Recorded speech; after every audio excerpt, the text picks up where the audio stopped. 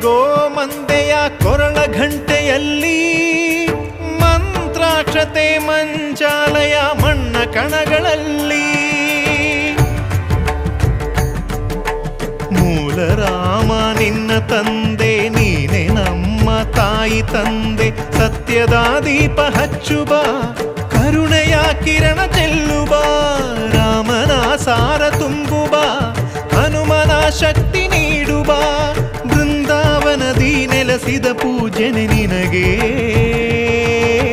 ಶರಣು ಶರಣು ಶರಣು ಗುರು ರಾಘವೇಂದ್ರ ಶರಣು ಶರಣು ಶರಣು ಶರಣು ಗುರು ಸಾರ್ವಭೌಮ ಶರಣು.